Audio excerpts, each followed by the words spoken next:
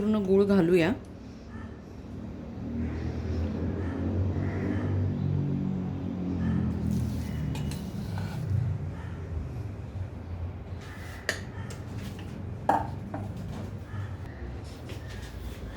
हे सगळं आपण मिश्रण गुळाचं आणि तिळाचं एकत्र केलं आहे.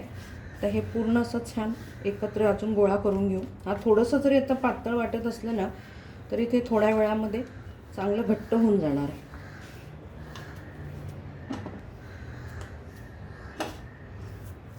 बघा छान मऊसूत झालं आहे.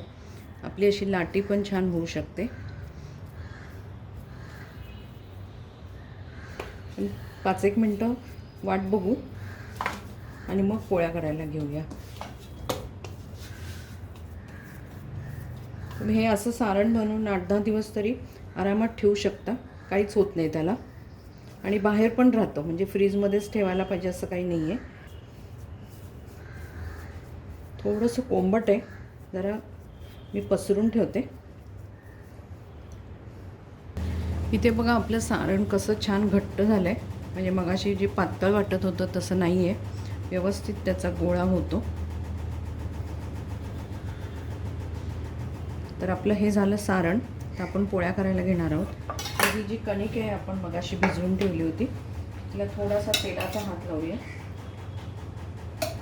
हिला चांगली मळून घ्यायची परत आपण.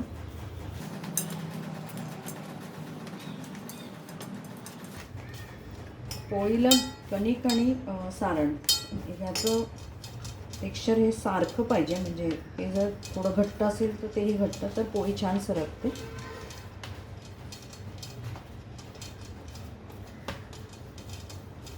कणिक पण छान झाली आहे.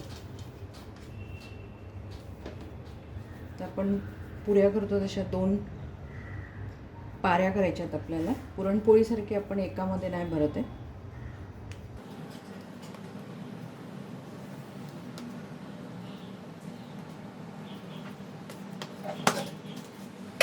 आणि आपण पोळी तांदळाच्या पिठावर लाटणार आहे. जर तांदळाचं पीठ नसेल तर मैदा वापरा, पण शक्यतो तांदूळ किंवा मैदा. गव्हाच्या पिठावरती पोळी सरकत नाही पटकन म्हणून. आता आपण हाताने थोडीशी अशी मोठी करून घ्यायची. आपण तेवढाच हे सारणाचा गोळा घेणार आहोत.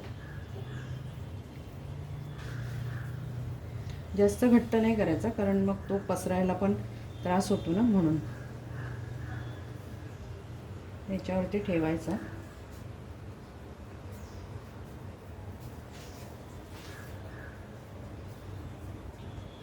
आणि वरून आपल्याला ही लाटी ठेवायची.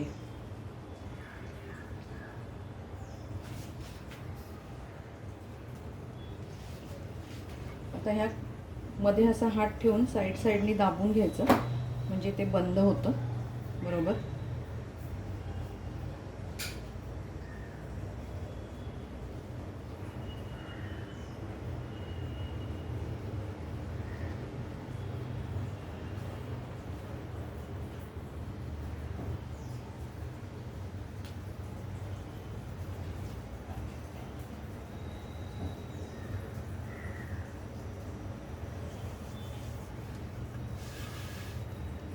आता आपण पोळी लाटून घेऊया. थोडा मध्ये दाब देऊन मधलं सारण सरकतं, मग किनारीला तुम्ही लाटू शकता. ही पोळी जेवढी पातळ तेवढी छान कडक राहते.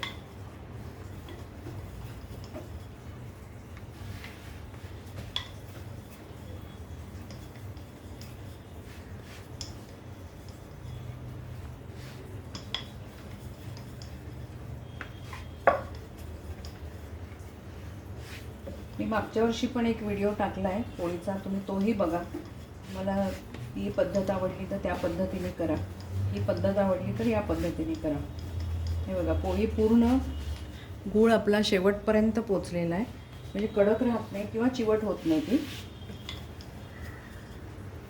आणि पोळीला लावताना तेलच लावायचं, कारण तेलाला खमंगपणा येतो. थंडीमध्ये थोडं तूप थिजतं आणि मग खायला घेताना मग तिला घट्ट तुपाचा गोळा छान लागतो. तुपाच्या गोळ्यावर.